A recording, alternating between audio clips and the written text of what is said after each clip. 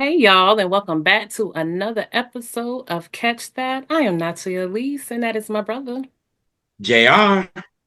And we are the R&B representatives. And today we are welcoming back our very first guest on Catch That, the one Yeah. that got it all started that would not let us fail. That's what he told me. I'm not gonna let y'all fail. And that And is didn't. the good brother, the super. No, I'm kidding. But Go ahead. Go ahead. a very accomplished journalist, um, commentator, author, and about 1,000 other wonderful things. And that is my good brother, one of my favorite people in the world, and that is Keith Murphy. Oh man, the check's going to clear. Trust me. Thank you. Thank you. Yes. And today we're going to be sitting talking to Keith about the dear brother D'Angelo, and talk about what he meant to us, some history and just favorite moments, favorite things, and just about this beautiful life that we lost, but the beautiful art that he left behind. So yes, Keith, thank you for hanging out with us for Oh, this. it's my pleasure, man. I'm happy to be here, man. Anytime with you guys. What up, JR? What's popping on me? What's going on? What's going on? I'm I kidding. see you. I see you. Yeah. Yeah. And I joked that JR is wearing his Prince shirt because he knew we'd be talking to Keith. Yes. And speaking of Prince, you know, D'Angelo was another Of course. iteration of Prince in a little bit different way, but that was his influence and What a beautiful segue. through line. hmm Very much so. Very much so. Yeah. So yeah, Keith, how about you just talk a little bit about your emotions and feelings around D'Angelo and just kind of how did you get I'm gonna do a JR. How were you even introduced to D'Angelo from the very first Mm. time? Well, it came with a publicity tape. Oddly enough, um, I heard about it when I was, I believe, maybe in college, because I was about to have my internship, and I just remember everybody talking about, oh man, this is going to be the new guy. And when you hear this name, D'Angelo, it's kind of like back in the days when I heard the name a few years ago when I heard the Kendrick Lamar. I thought Kendrick Lamar was like this traditional R&B artist before I even knew that he was MC, right? Because Kendrick hmm Lamar does not sound like MC. Well, I thought D'Angelo was going to be like this lovey-dovey, you know, Christopher Williams type cat, making, par for the course type of R&B that that was happening. A lot of it was great, some of it wasn't. But when I popped the tape in, I just got a sense that this dude was here before. Like he was here in another life. He was, if he wasn't somewhere in the studio with Curtis Mayfield, he'd probably be somewhere in the studio with uh, Norman Whitfield with Motown. Notice I said Norman, not anybody else, because that's Norman's bag. Like when you hear him, that's Norman Whitfield was about. Like you could hear, you know, what he was trying to do to the Temptations. That's what would have happened. You could hear a bunch of stuff with him, man. I heard like a lot of Marvin. I heard a lot of, and I'm talking about just with the Brown Sugar album, even before he went where he went. Um, just a cat that, and I said this, I had the pleasure of writing his obituary for his family. His family reached out to me and asked me to write the obituary. I was at the funeral. And the one thing I really noticed about him is that he wrote not to get a hit. He kind of wrote to connect with his ancestors, to connect with the past, but also to create something for the future. He wasn't like some nostalgia act. I kind of laughed when I played one of my R&B old heads back in the days. I played him Brown Sugar, and he was like, "It's nothing but hip hop with a little R&B on top of it." But I was like, yeah, but it's lo-fi hip hop. It's different. It's kind of like if Q-Tip decided one day, you know, this R&B, I mean, this hip hop stuff is cool, but I want to be an R&B artist today. That's how a Tribe Called Quest would sound if they wanted to be an R&B act. They would sound like D'Angelo. And that's the magic of him. He had so many bridges that people can meet him on. You know, if the Roots wanted to meet him somewhere, they can meet him. If Badu wanted to meet him, Erica Badu, they can meet him. If Brandy wanted to meet him somewhere, she can meet him. Yeah. Lauren Hill, you know, Maxwell. It didn't matter. It's like all these different branches. So that's when I first heard him. I got the sense that this was not going to be your run of the mill R&B artist. Yeah. And that's a good point that you were like, no, this is like a lo-fi hip hop sound. Because what Yeah, I do remember about hearing Brown Sugar for the first time is there wasn't a gloss on it. There was it was a little, it was rough, it was dirty, it was yeah, like gritty, but it all came together. But it was just my ear, like sonically, I was like, this is familiar, but this is different. right, right. Mhm. And I think Bob Power has had a lot to do with that. The engineer who did Mhm. a lot of the Tribe and Root stuff. And when I Mhm. talked to Bob, he was telling me about how, you know, this 17, 18-year-old kid comes into his home studio with the demo already done.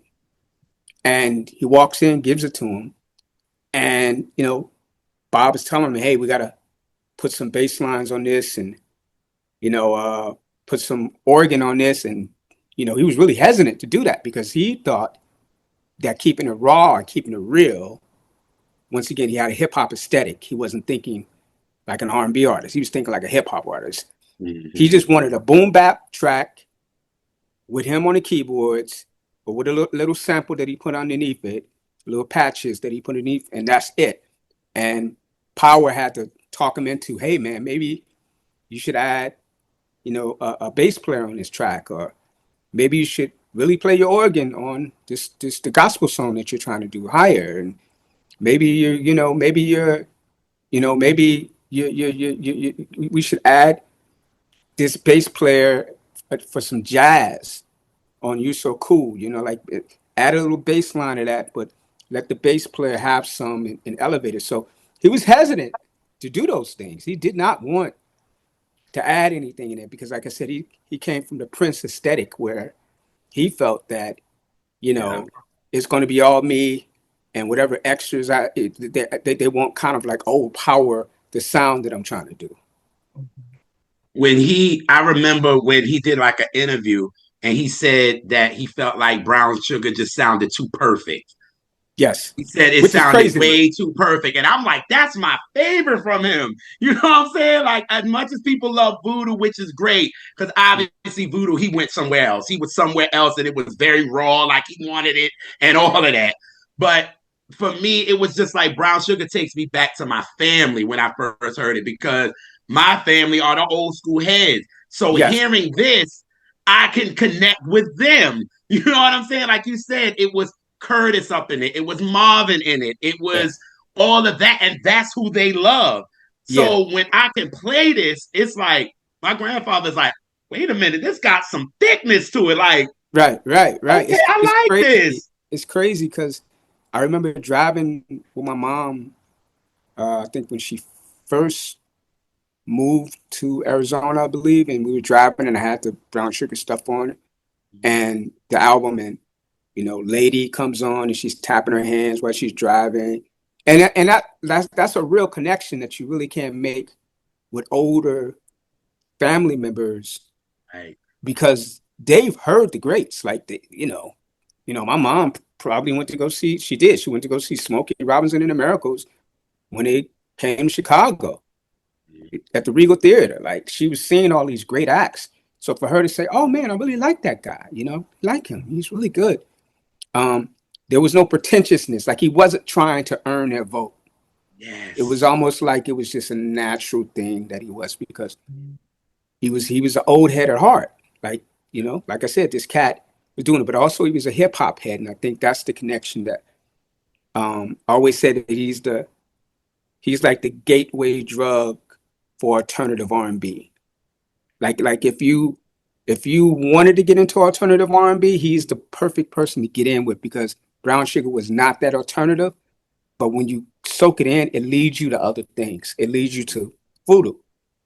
And Right. those people that kind of went with him with Brown Sugar and traveled with him with the Voodoo album, they kind of figured out, oh wow, there's another way to do this. It's not just the really soulful, great Al Green style that he really loved, or Marvin Mm-hmm. style that he really loved. Mm, He really wanted to broaden it. So I think that's what kind of like separated him from his peers. yeah. And again, I had a mother, my mom loved, she went bought the CD right when it came out. Um and then, she was mad at me years later when I told her what Brown Sugar was about. And then she was like, "No, it isn't." I was like, "Okay." And she's like, "Oh, it is." Chocolate time.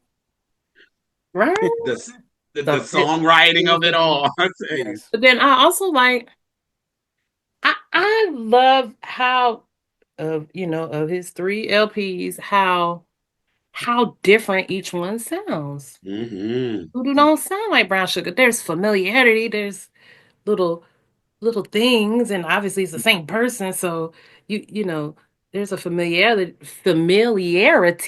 words are Yeah. hard, in it, and then you get to, Black Messiah, and it's this whole different sonic thing going Oh, on. There's yeah. no set of songs that sound like a set of songs from the previous albums, like Yeah, at I all. really believe that he was even more extreme than Prince because Prince was the type of cat that woke up in the morning and I have something in my head, I have to get it out. So I'm in a studio with just an engineer and I'm getting everything out. And I'm not doing 20 takes of this. I'm going to do three takes, 2 takes at that. And that's what's coming out on the album, right? D'Angelo was a lot more extreme than that. Like he fought with himself, you know. I mean that the block in his head was real. You know, the writer's block was real. So I say this to say that I think that's the reason why all 3 of those albums sound different is because he had a chance to kind of marinate in the space that he was at with each album. It wasn't like, oh man, I'm in this voodoo space for about few months and that's it. No, he that was an expanded amount of times. He was working on that album Like for 4 about a years. good 2 years, Yeah, yeah. and Yep. then working on the other album for a year and some change, and then Brown Sugar, he was working on that for about 2 years. So you know, I said that I made this joke in one of the pieces that I wrote about him is that he made Sade look prolific. Um, Sade would come out with an album maybe like 5, 6 years. D'Angelo, you would be happy if he would just come out every 10 years. And I think that's the beauty of his career. He has a career that's made for documentaries. He has a career that's made for historians. He has a career that kind of like you have to go into the rabbit hole to discuss him because it's more than just the music. And with Mhm. him having quality over quantity. This Yes, man has 3 albums, yo. That's it. three, But three. all 3 of those damn albums had such an impact in this music world. I think I said on another podcast, I was like, yo, every 3 of those albums, it was like he created something after each of them. It was Yes, like Brown Sugar came out and it was just a whole different vibe after him. yeah, And like who said, I think, shout out to Kill, he was like, D'Angelo made the album for the niggas. That's what yes, he felt. yeah, Like he yeah, felt like D'Angelo, and like y'all said, it was hip hop. And going back to my pops is such a hip hop head, so it's very hard to just play R&B music and he'd get into it. Only right. thing we would get him close to would be Mary. But Mm, after that, he'll be like, I don't want to hear this Mhm. R&B shit. Like, put on some hip hop. Like, I want to hear that. Same But thing. then, So. yeah, right. yeah, So then when yeah, you throw this on, he like, so it's like, that's why to me, D'Angelo is so he's so connected to me and my family because everybody in my family could rock with him. My grandparents could rock with him. Right, Then right. my mom can rock with him. Then I can rock with him. My dad can rock with him. Like everybody can rock with him. And so now when we get to voodoo, and I think at least when we did with Zoe, I think did we say that we would like at first you couldn't really understand it because of how thick it was and how Yes. different because it was like you tried to listen to it, be like, now wait a minute, Yeah. he done That's gave when me I brown said sugar that's why I said it's so thick. You need a like a knife. knife. I said the big knife Yeah. It's to it's cut through it's it because it, it, it yeah, it's thick because of the way the vocals are recorded. It's almost he's almost doing it in person, like just he's doing it to see if you will go the extra mile. Like it's almost as like he's creating this symphony of his own voices, background vocals, lead vocals, mid range, and it's almost muddled. It's muddled to the point where sometimes you would need the lyric sheet to You listen don't to know what what he's he's saying. saying, Yeah.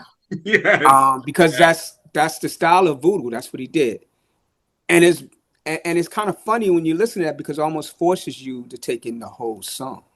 You're Mm-hmm. not you're no longer just singing to the lyrics because the lyrics are pleasing, or listening to the music because the music is pleasing. Like you have to listen to both at the same time, and I think that's the beauty of voodoo because um, when I did that piece on him, and I did a few pieces on him. One that's never came out. I'm planning on trying to bring that back out again. Just a whole searching for D'Angelo piece that I wrote when he was MIA and having his issues, his dealing with his demons. Um, is that once again he had a hip hop mentality because Jay Dilla was kind of like the anchor for that album. He was a Mm-hmm. huge Jay Dilla fan, and all that stutter step kind of percussion that you hear where it sounds like something's offbeat. That was straight Dilla, and then he married that with his own kind of like funkadelic kind of nod to it, and then Mm-hmm. the Roots played a role in it because Quest is playing drums on it. So there's a bunch of things going on. The only thing I know about that album is that that's the album that turned George Clinton on. That's the album that he loves. Oh, He's like wow. that's when he passed away, when D passed away, he was like, oh man, that dude would have been P Funk. He would have been in our group.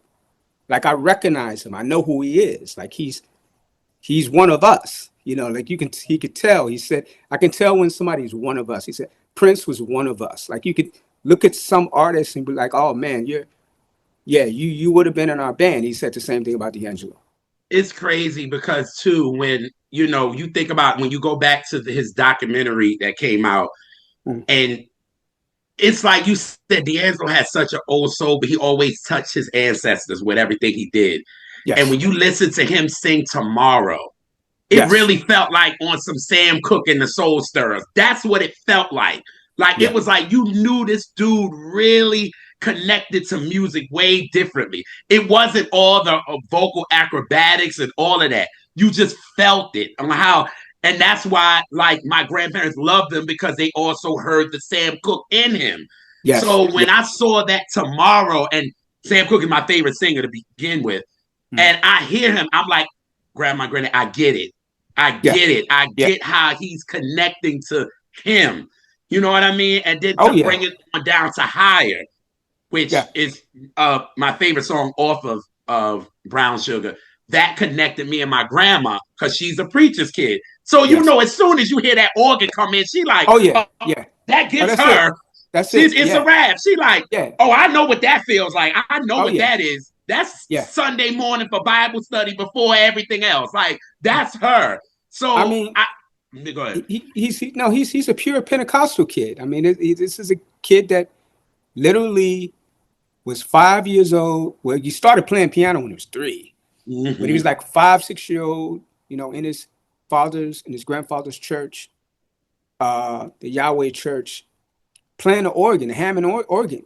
Like this was not a pastime for him. Mm-hmm. Like this is who he was. Like there's a story when I went to his homegoing. and they were talking about his grandmother. Like he had this very close relationship with his grandmother, but his grandmother was a hardcore saved woman, like the type of person that believes that the secular stuff did not belong anywhere in the church and all that, right? So one of the future people that was going to become a preacher, a bishop that was cool with the family, comes over and says, "Did you hear your grandson's new album, uh, Brown Sugar?" And you could just hear a hush at the table because everybody thought that she was going to be like, "I don't want to hear nothing about that," you know. But she was like proud of him because she still heard the church in him. In it. It wasn't like he was like trying to like bury it or didn't go back to church. I mean, when he got his deal, he went back to church and sang for the congregation. So that church element, Jr., which you pointed out, is the bedrock to him, and that's what connects him with the likes of Marvin and Sam Cooke and Al Green. Like you could see, to me, he's a logical progression of those two.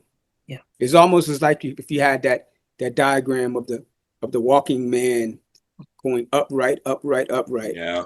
But everybody's upright on that panel. Nobody's low. Everybody's walking. And I think that's his connection. He was straight up Pentecostal kid to the point where there were gospel singers um, at his homegoing singing, and Kim Burrell was one of them, and she says, well, two things she said. She said, well, thank God that he had Higher on the album, so I didn't feel bad for listening to Brown Sugar. And she made a joke. And then she said, and thank God that, I was able to go to church after listening to Untitled because I was just like everybody else. I was swooning just like everybody else. And I just knew that, oh man, this is raw. Like he's talking about it. And I got to go to church after this because, this is just too much. So he did that to people. He did that to the church kids that connected to him. He did that to the old heads. He did it to the hip hop heads. He did it to the R&B heads, the soul heads, and the weird kids, the kids that did not like traditional R&B, that picked up a voodoo and said, "Oh man, this is my R&B now. Like I can get into this. I may not have been able to get into the stuff that was going on in the '80s and the '90s, but I can definitely get with this." And with him being even able to, like, his first entrance into the industry, he's Yeah, giving you an inspirational record.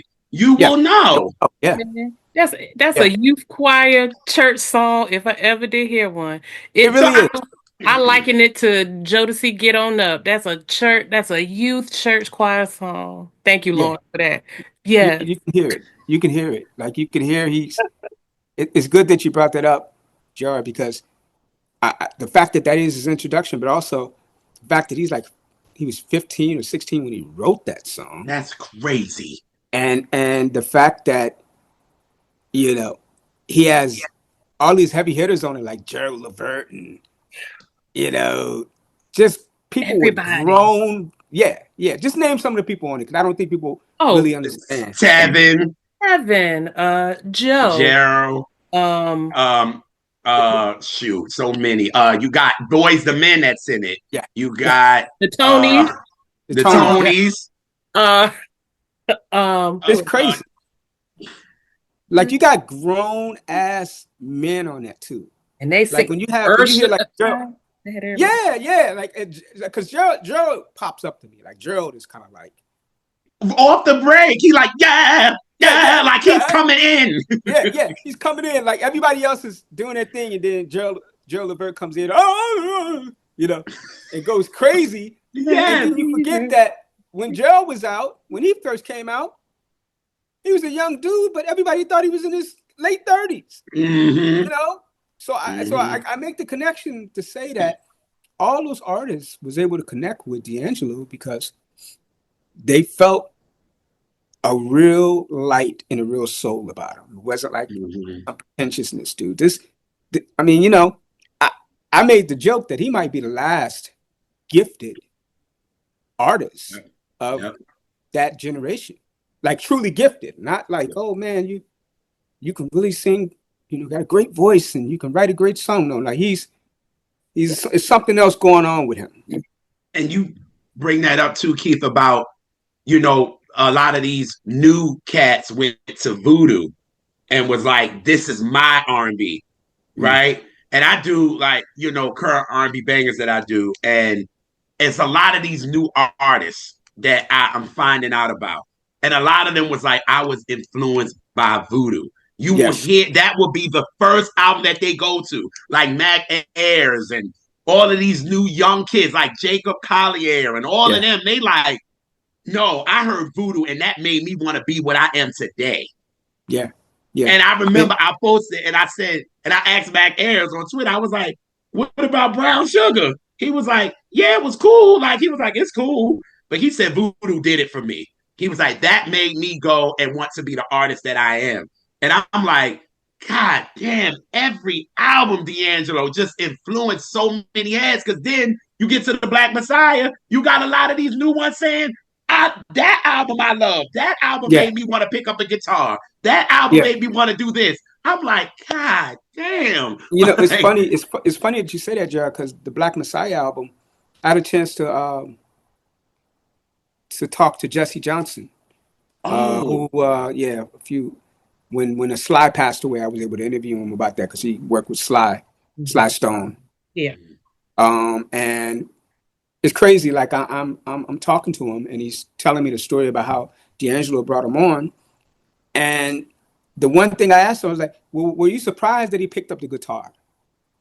Like, how shocked were you where he just decided I wanted to get from behind the keyboards?" And he was like, "No, I'm not surprised because he kind of felt like his presence was somebody that just would not stay in one place. He refused to stay in one place. He kind of like was a wanderer, and he was agitated like that. Like he could not, he just couldn't stay in one place. So when you hear the guitar on that album, and you hear the Eddie Hazel, Johnny Guitar Watson in some parts, a little Prince mm-hmm. here and there. This is a guy that took the music seriously. He took the art seriously, but he always was looking to push himself. So when people hear that album, and I hear kids, younger R&B heads that are like, man, I listened to that album, and then I started, it made me want to get into a little bit of the Funkadelic first album, or the Maggot Brain, or the Mm-hmm. Cosmic Slop. I jumped into that because I didn't know that was Parliament. I just thought that Parliament was Flashlight and Mothership Connection. And then when I'm like, oh man, you mean there was some crazy guys trying to do rock and roll in the late '60s, early '70s? They were nuts, and they were crazier than the white boys. Like you mean to tell me that? Like they were actually playing like rock guitar, like Hmm. So I think he's, like I said, he's the guy that brings people to other people's music. Like you may not have known or know about his influences, and then when he starts speaking about it in interviews, especially during the Black Messiah period, Oh, yes. when he's just outright telling you, "Hey, this is what I listen to." Oh man, that Prince Parade album, that's the album. That's the funkiest album. And somebody was like, "How could you say that's the funkiest album ever made?" But then you listen to Parade, and then you listen to Voodoo, and you can hear like the kind of like the weird tone, percussive tones to both albums, and you can hear what he's trying to say. For him, the funk wasn't like just wah-wahs and jittery guitars. The funk was kind of like whatever you thought that was raw, and you wanted to present it to people. And like I said, I think he was just that great mix of like Prince, James Brown, P Funk, Yeah. Sam Cooke, Marvin. That's a crazy mix, like Sly Stone, especially with the Voodoo album. That's just a crazy mix to have when you have all of that stuff and you put it in a blender. Yeah. And then you can, go off and cover a Black Hole Sun, a song like Black Hole Sun. Uh, he can cover rock songs. He can cover uh, songs that were made just traditional white rock artists. And I think, like I said, that's when I heard that Black Hole's Sun cover that he did and changed the whole melodic structure of it, and he kind of uh, D'Angelo fired it, so to say. That just showed another way of thinking. That's what, to me, that's when it kind of shows like we're dealing with a gifted person and not just somebody that's just releasing music. And I will say, I think everybody in this world should at some point in their life, particularly when they're a child, learn an instrument Yes. because I agree. uh just because then I wouldn't have to explain to people what funk is. They would know it's that it's a heart thing. Yes. It's not so much a sonic thing. It's the sonics that come from that heart place, that those this and really your ancestors and you, like that's fun. And I think once you play an instrument, I know one time I sent JR a video of me playing the guitar, and he was like, I could see the parts where you really got into it and like felt it. And Mm-hmm. in those moments, like I was, higher, Right. Right. like I was feeling it. I was like, I'm making this. It ain't sound like a bunch of that, but I felt it. And Yeah. It was Yeah. somebody that said that too when it came to D'Angelo back doing the Brown Sugar era when he would tour. So you're thinking when you go to this, to his concert, it's gonna be chill. I think it might have been, I forgot who said this, but they was like they went, and by the end of the show, D'Angelo was banging drums and throwing them and freaking like losing their mind. So you're thinking, wait a minute, I'm not getting that from this album. I'm thinking we gonna be smooth and this is what Yeah. we gonna get. He is going nuts on this stage, and it threw a lot of people off. But again, this is the artist that he is. So Yes. then the Ursa was like, now I want to know what the hell he was doing. Like it made you, like you said, Keith, it made you go and look at these artists that he was doing. It was Yeah. like, okay, I like this album, but he going crazy over this record. It got to make sense. So who is this? So again, that connection. What's up, Brian? Yeah. But but Yeah. but It's think about it. crazy. Think about the church connection. Think Yep. about when you go to a very black church, right? mm-hmm. And particularly like a Baptist church or a Pentecostal, something like that, right? Uh-huh. Don't they always start singing the song straight? Yeah. And then by Mm-hmm. the end, everybody is what? Running around, jumping, throwing things, laid out in the floor. Yep. Blues No, it's Brothers. Come true. on It's now. like it's crazy. Like I remember uh going to a show of his, and he does shit, goddamn motherfucker, Mm-hmm. and he does it in a very really like melodic but very eerie way. And by the time he's done with it, it almost sounds like a P funk slash heavy metal song, where it's like they're like going crazy on the guitars, and it's like he's headbanging his head like he's like a Motley Crue record. And I'm like looking at it like, okay, I get it. I get what you're trying to do. Now, it's so funny that I remember a few people did not get it. A few people saw the Untitled stuff and thought, oh, this is going to be like the Untitled song. And then they play the whole album and it's not like Untitled, right? Mm-mm. So At I all. think, yeah. So Prince used to call that the uh, uh, uh, get off my shit album. And what that means is that you can tell which fans are going to be your real fans, the real Mm-hmm. people that's going to support you, and Yep. then the fans that, oh man, if this song is hot, then I'll support you. So his version of that was Around the World in a Day After Purple Rain. He puts that out and says, okay, who's going to stay with me on this album? Whoever stays with me on this album, that's going to be my core base. Yeah. Well, I think D'Angelo figured out who his core base was going to be when he released Voodoo. He understood that. Um, there's a certain type of frame of mind that I don't say you have to have, but you got to have a kind of like an adventurous, Yeah. I'll try it out type of, mind state to really get into this Mm-hmm. music. 'Cause not, it's not the normal. chorus, chorus, bridge, chorus, chorus album. It's sometimes they ain't even no chorus. Mhm. Sometimes it's just a straight, just get to the business of the song. Sometimes the whole song sounds like a chorus. Sometimes the whole song sounds like a bridge. Yeah. Like he is, it's not anything just normal with this dude. So I Mhm. really appreciated that. I think he really um piqued a lot of people's interest and a lot of R&B that may not have gotten its props in the past. Mm-hmm. Mhm. But with Voodoo, it sucks so much because that album was like a gift and a curse to him. Oh yeah, oh yeah. You know what I mean? It's like Yeah, it was such a artistic jump for him. You know what I mean? It was because, like we said, when you think about brown sugar, you don't. When you listen to Voodoo, yeah, you might get a little bit of sending on that gives you a little bit of that flavor. You know yeah, what I mean? Like all of that. But that album is not. It don't sound like that at all. But that album was kind of bittersweet because it was like people was more concerned with the image of it all. yes, Because at least with Brown Sugar, he was wearing a leather jacket, had his braids in, had the big old Tommy Hilfiger shirt with some jeans and some boots, and that was good. Nobody really cared. You know what I mean? It was like we focused more on the music then. right. But when he got to Voodoo, it kind of switched. And it was kind of like, oh, we're focusing more on him. And then he tried to kind of say, you know what?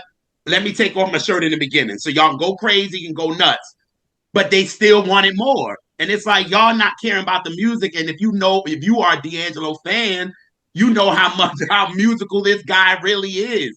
And he Yeah, wants you to pay attention to that. And unfortunately, it's like, damn, every time we talk about Voodoo, I just get kind of sad because I'm like, damn, this yeah, man, this is like artistic excellence for real. And for him, it kind of went down for him. yeah. Listen. He knew how to play the game. A lot Right, of photo shoots that he was doing shirtless and with the roses next to him and the untitled video. Like he had fun with that stuff. But I think from what he said and from what I gather is that he felt like he just created a monster with it. It right. felt like it was almost like his personal Frankenstein, where he was kind of like, yeah, I created this. I kind of embraced it because I wanted to be healthier. I wanted to look good. I wanted to be able Mm-hmm. to give a full show. He was Like I'm not, young. yeah, yeah. Like it's not just cosmetics. I'm literally doing this because I want to be like my idol, like James Brown, and just go crazy for 2.5, 3 hours, Yeah. or Mm-hmm. Prince. But like he told his road manager Leeds, um, it's some Chippendale shit they got me on now. Like I can't, that's what this is about. Like as soon as I start singing, somebody says take it off. Like Yes, sir. what Yeah. what what am I supposed to do with that? So it deeply affected him. It made him, go back into his own self and kind of like, tap out for a bit and kind of figure some things out. But like I said in the obit, like this is a cat that once again he's a Pentecostal kid. He's a church kid. So, he loved the spirituals and took solace in the spirituals and, had his band pray before each gig and sing an old hymn. So I think he took solace in that, and I think that's why he was able to come back after that. I think he kind of like, coming back from the drugs and coming back from all the stuff that he was going through. Um, I think having that spiritual grounding and just the roots of just having the roots with Richmond, like Richmond, Virginia, he would always come home. Yeah. Um, that helped him immensely. So that was a crazy period for you, right, Jr. But I think he was able to get out of that by, connecting with his old life and what. Yeah. And then I was thinking about um and kind of how you were talking about like the the the the different type of D'Angelo fans. Mm, And it always made me so sad that people did not re- lay people that didn't appreciate this album, the mm, Black Messiah. mm. And it just always made me so sad. It's like they didn't give it a chance. Yeah, I just think that it was a weird period to be in because the headline was that it was album for the Black Lives Matter movement. It was Mm-hmm. art. It was an album that kind of like was the middle finger to what was happening. Mhm. But black folks just getting, unarmed, black folks just getting killed by police. Yeah. And he wanted to say something about that. But I think at the other end of it, it was almost like out of sight, out of mind for a lot of fans. Like they're kind of like, oh, is he ever coming out with a follow up to Voodoo? Is it ever going to happen? He became more known for a lot of people for the issues that he was having rather than the music. And I think that's what that Black Messiah album was all about. He wanted to show people that this is what I'm about. You've heard about all this stuff that I've been going through. I'm an artist. Here's my shit. If you like it, you like it. If not, then there'll be other people that'll love it. Um, so yeah, it's weird that it's the album, the odd album out, so to say. But I think people that went to go see that live show with his band, the Vanguard, Mm-hmm. I did. yeah, and I saw that gig. It's Oh. just phenomenal. Probably you know, arguably is his greatest band. I mean, Jesse Johnson's going crazy out there. So, um, yeah, it's a totally different type of album. It's a lot more, you know, out there, so to speak. He's really saying things and making statements that he would not normally make. Um, his previous albums were kind of like inward, like kind of like love and rejection and hope and fear and the devil, dealing with Christ, dealing with spirituality. This one was like, you know, secular, you know, Right. look like what are you doing, my brother over here? Oh man, like look at this wedding. Let's go to this country wedding out here. Let's have some fun at the wedding. That sort of thing. He's doing something else with that album, and I think I think at least I think it's funny enough. I think that's the album that maybe about 15, 20 years later, people are going to be going back to like, oh man, how do we miss this album? You Like know, that. people Especially now. Yep. Yeah, and after his transition, now I see. Well, I've had a lot of people ask me, um, you know, what to talk about them about the album because they skipped it, didn't give it a chance, and now they're coming to me like, "Yo, tell me what makes this album so special. Like, I want to check it out." Had a lot of people ask me. I mean, anytime someone transitions, I get a whole bunch of Mm, questions when it's a R&B artist. But mm, I think once he transitioned, now people are that thing that happens. People yes. wanna get into it, and some people kind of like feel bad that they didn't like dig into it. But he's making soul music. Soul music is timeless. It whether you got on it the day it came out or Yeah. like you said, Yeah. 20 years from now, it doesn't make it any less valid. Yeah. I I just think that you're dealing with an album that just has layers, and some people just weren't ready for that. I mean, you got to think about what was going on. I think hip hop was just had just especially Southern hip hop, it just blanketed the whole urban music landscape to the point where being an R&B or being a black rock artist or being whatever was kind of like looked at as, that's cool, but put on that Migos, put on that Drake, it turned to that.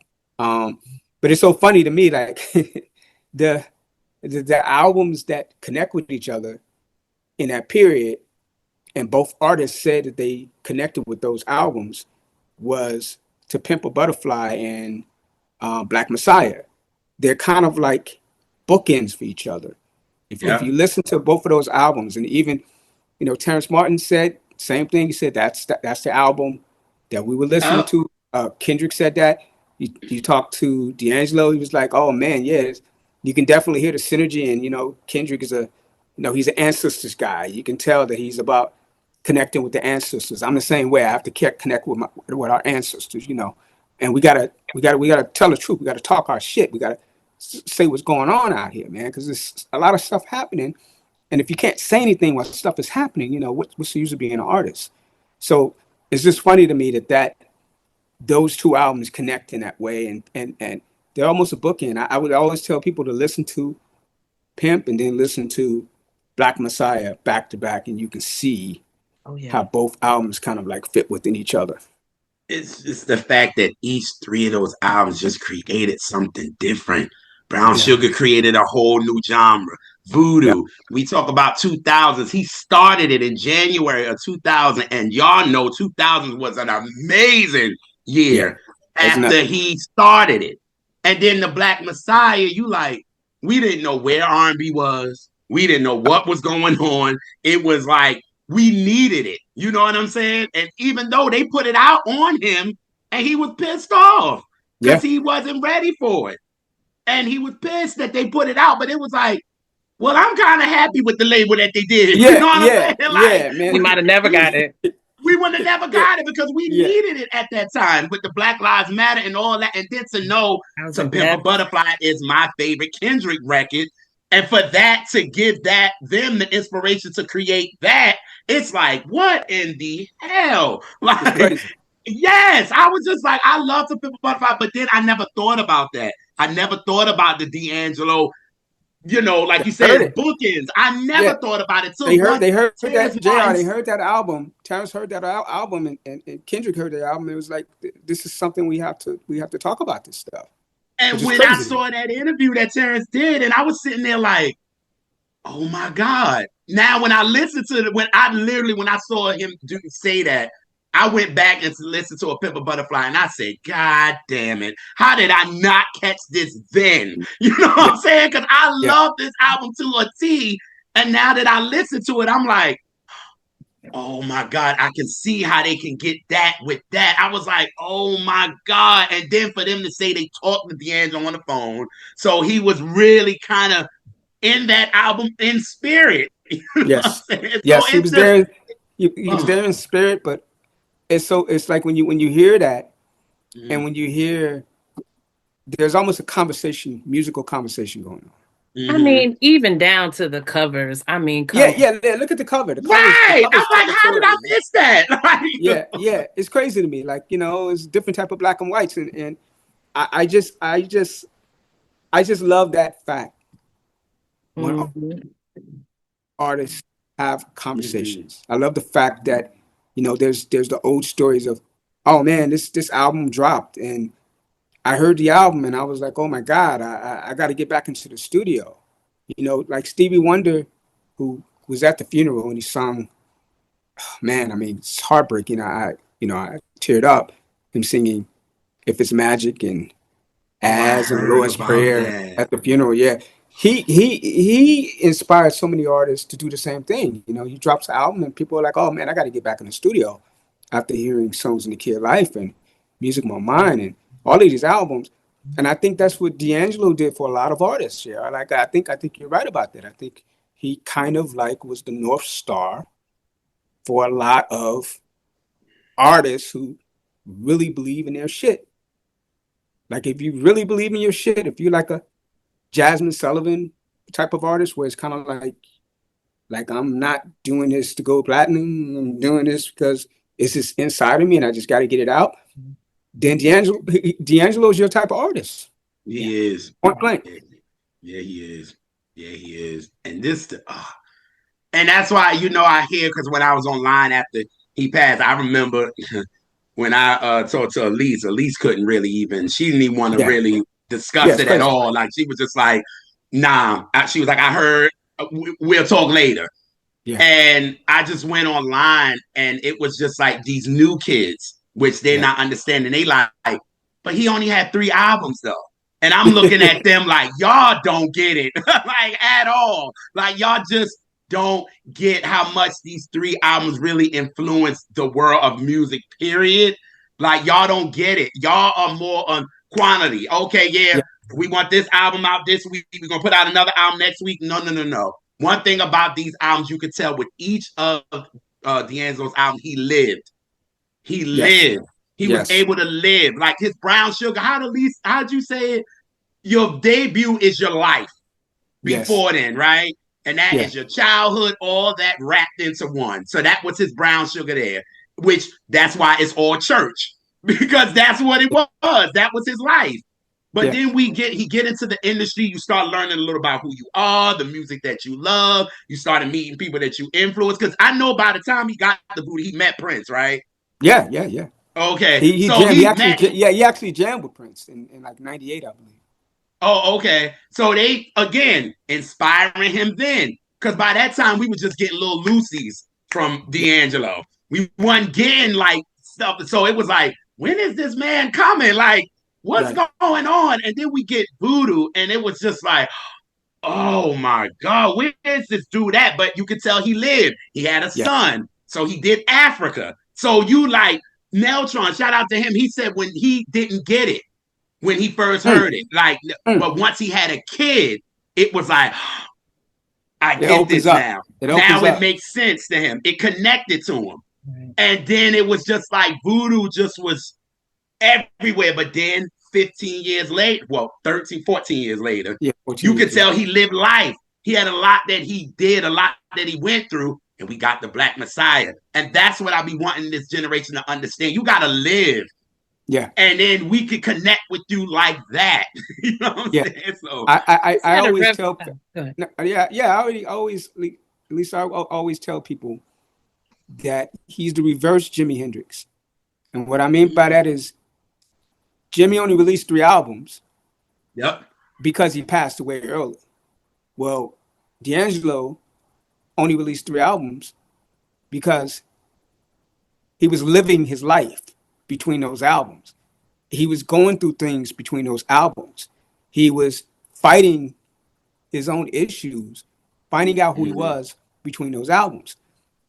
I always tell people that if you're worried about the quantity of an artist's catalog, well, go listen to Jimi Hendrix because there's only 3 albums there, and it's amazing that they keep coming out with compilations of the same 3 albums.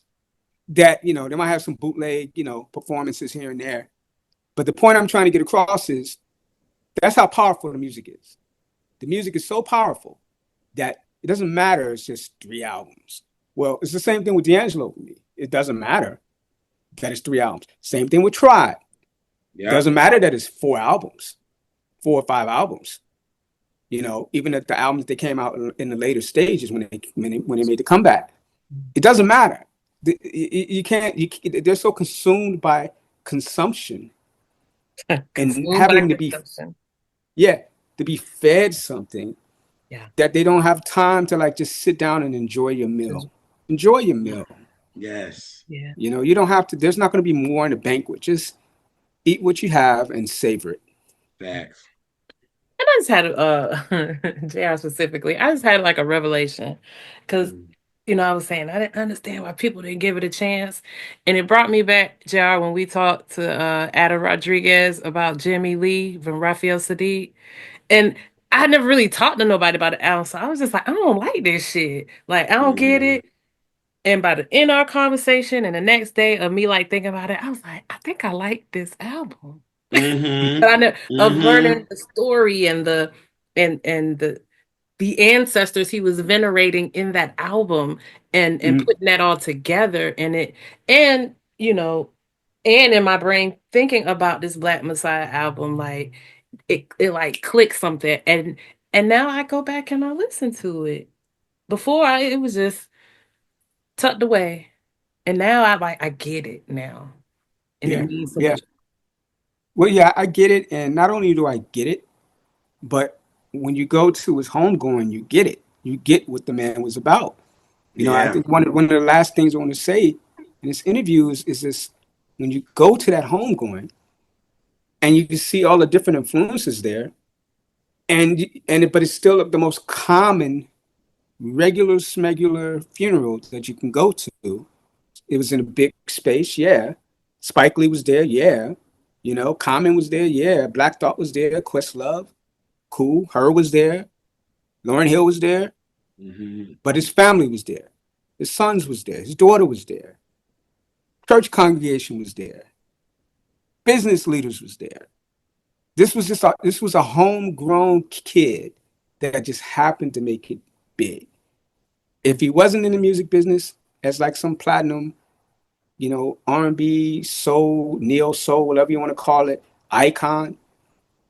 Then he would be, somewhere teaching somebody music. He'd be at a music class. He'd be a teacher at a music class, teaching somebody music theory or, instrumentation or whatever, you know, be a choir director somewhere. Like this is the type of person we're dealing with. He's only going to do one thing. He was never going to do anything else. Same thing with Prince. You cannot picture Prince being a carpenter, Hell no. yeah, or a plumber No. or an IRS agent. Prince is always going to be Prince. You could not picture Aretha Franklin being at a hair salon or No. being a lawyer. Aretha Franklin is Or, going to be Aretha Franklin. Same thing with D'Angelo. D'Angelo is going to be D'Angelo, and I think that's his legacy. You Mhm. take him for what he is, you enjoy it for the moment that he was here, and then you're able to get into the loosies of him doing these great covers of SOS Band and Funkadelic and all these cool little David Bowie covers that he did. David Bowie cover I just heard a couple of weeks ago. mm-hmm. Like this is the type of dude he was. So if by the end of this, if people don't take anything else away from our discussion about D'Angelo, is that he knew who he was, and that's a beautiful thing. Some people don't know who they are. He Mm-hmm. knew who he was. Now he didn't. Sometimes he didn't know the best way to deal with it, to live He's that life, human. Yep. because he's human. Mm-hmm. But he knew who he was, and he was tapped into it. He was tapped into a whole other place. So I think that's the genius. And I use the G word with him, and I'm very leery of using that word because Mhm. that's a real word that I don't throw around. But yeah, I think that's what he was. I think he was a card carrying genius, musical genius, and I think people are going to be getting into his music from decades and years from now, and I think that's what's going to be. I think D'Angelo's music is going to hold weight in the future. Girl, yeah. Right. Like, where do you go? Boom. Yeah. Now, seriously, guys, thank you for this. Yeah. Thank you for this moment and of clarity and just to be able to talk about this cat. And hopefully we will come back together under better circumstances. Like hopefully we can talk about my viewpoints on when hip hop and R&B was at its best together, and then when it all Oh, fell we can apart. we can go ahead and put that on the books, my friend. That's Yeah. right. That's another let's talk. There was some great moments, man. People kind of shit on that era, Yeah. Yes. We acting could, like it was all bad. I don't know, it wasn't all bad. It was some we could great definitely talk about that. I would synergy love stuff to. happening, but yeah, it fell apart. There's a reason why. We can talk Oof. about Mhm. Yeah. But we appreciate all our we don't even call fans, our family, our cousins watching. it. We Yes. appreciate y'all. We appreciate y'all supporting each one of these episodes that we did about those three albums that we got from Mhm. Yes. cats. And And if people want to read more about D'Angelo for right now, you can go to my D'Angelo piece with Hits Magazine. That's HITS Hits Magazine is online, and then my ESPN Anscape ANDSCAPE Anscape piece that ran shortly after his passing. okay. I have more to say about it, and I just think that it was a terrible loss, but this is a man that lived 50 years within his own 51 years on the planet. So Right. Mhm. Oof. that's how I look at it. Yeah. Well, we thank y'all for kicking it with us. And you know what? We'll catch y'all on the next catch back. Lord, I don't know what show we on. Now we can make, hey, if you want to change the name, put that in, catch this fade, Right. catch Right. this, It's catch all of these this. hands, you know. I'll go back to what Tara said. Catch that, motherfuckers. Catch that. Yeah, catch that motherfucker. How about that? We Ooh, do that.